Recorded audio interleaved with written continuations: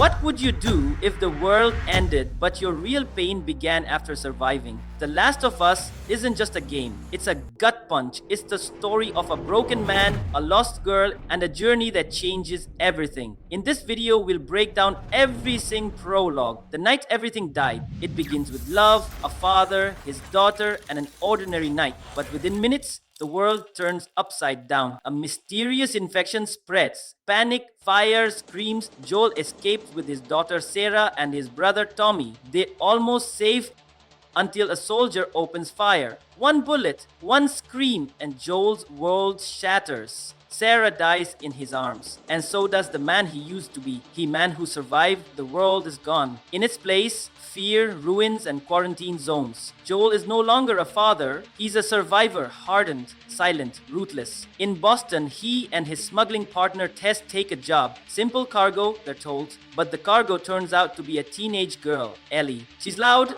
she's sarcastic, she's not infected, but she was bitten, and somehow she's still alive.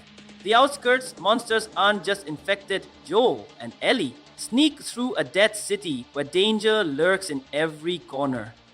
Both infected and human. We meet our first clickers, blind, terrifying predators that hunt by sound. But the real monsters? Sometimes they have guns, not fungus. Joel starts to bond with Ellie, but he keeps his walls up. He's still haunted by Sarah. Bill's town, traps, and trust issues. To find a working car, Joel visits Bill, a paranoid loner with his town rigged with traps. We learn more about loss here. Bill once had a partner too, but he's gone now. The chapter ends with a brutal escape and Joel beginning to realize Ellie can take care of herself.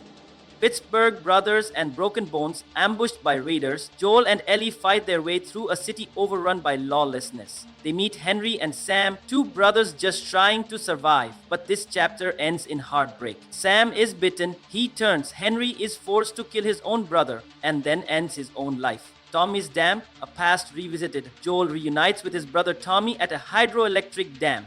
Here we see a glimpse of peace. Tommy has built a new life. Joel tries to hand Ellie off. He's scared to care again, but when Ellie runs off, he follows. They talk, really talk. For the first time, the university, a cure that's gone. Joel and Ellie reach the Firefly lab, but it's abandoned.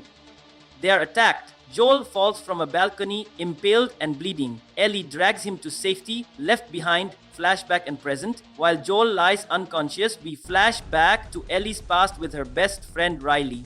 They had one last night of fun before both were bitten. Riley turned, Ellie didn't. Back in the present, Ellie finds medicine to save Joel's life. Winter, the girl who had to kill Joel, is still weak. Ellie hunts for food and crosses paths with David. At first, he seems kind. Then he turns into a predator. Ellie is captured. Fights, kills, spring. The end of the road, the cost of trust. Pittsburgh is ruled by hunters, humans more dangerous than any infected. Joel and Ellie fight to stay alive. Meeting Henry and Sam, two brothers hiding just like them. For the first time, Ellie laughs with someone her own age. She and Sam exchange comics, secrets, childhood moments they've almost forgotten. But Sam gets bitten. He turns in the night. Henry pulls the trigger on his own brother, then himself. Joe looks at Ellie. This world takes everyone. Tommy is the fracture line. They find Tommy now running a self-sustaining community with electricity, crops, and hope. It's a place where life can begin again. Joel tries to hand Ellie over.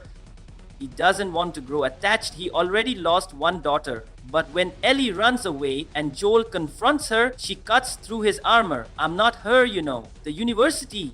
The empty promise. At the university, they find Firefly gear, but no fireflies. Only a voice recorder left behind. Hope dwindles. Raiders arrive. Joel is injured, stabbed through the side, and knocked off a balcony. As Joel collapses, Ellie stands over him, begging, "Don't do this to me, Joel." This time, she's the one who can't afford to lose him. Winter, Ellie's tried by fire. Now it's Ellie's turn to be protector. She hunts, hides, negotiates with David, a seemingly kind man with food and medicine, but David is a monster in disguise. He runs a cult of survivors who eat human flesh. He sees Ellie not as a girl but as prey. She fights back, escapes, burns the restaurant to the ground.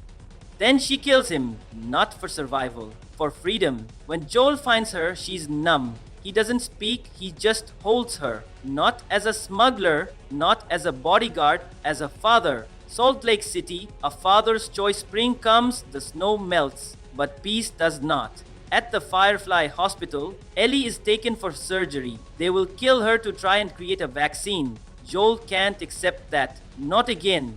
Not her. He kills everyone to get her back. As Marlene begs for her life, Joel doesn't hesitate. You'd just come after her? He carries Ellie from the hospital like he once carried Sarah. But this time, he won't let go. Jackson, a brief glimpse of peace. Joel and Ellie finally return to Jackson, Wyoming, a thriving, walled-off community led by Joel's brother Tommy. This place has lights, children laughing, crops growing, a glimpse of the old world reborn. Ellie struggles to adjust. After everything she's seen, peace feels foreign. Joel, meanwhile, finally begins to show affection, offering Ellie a guitar and promising to teach her how to play. It's his way of saying, I'm here now. Reflections, Letters, Comics, and Ghosts. A comic book from Sam, the joke book she shared with Joel, a note from Riley, her friend who died, and a drawing of a giraffe. Cinematic sign-off. In a world overrun by monsters, it's not the infected that break you, it's love. In Sam's score of art, Joel theatrically creates a space for Coltuts. It's loss. It's the choice between truth and protection. Joel chose to lie. Ellie chose to believe it. And somewhere in that lie, humanity survived a little longer. If this story moved you, if Joel's choice made you question right and wrong, then hit that like button and subscribe for more deep dive storytelling just like this. Drop a comment. Would you have done what Joel did? Or would you have let Ellie die to save the world? More unforgettable journeys are coming. Stay with me.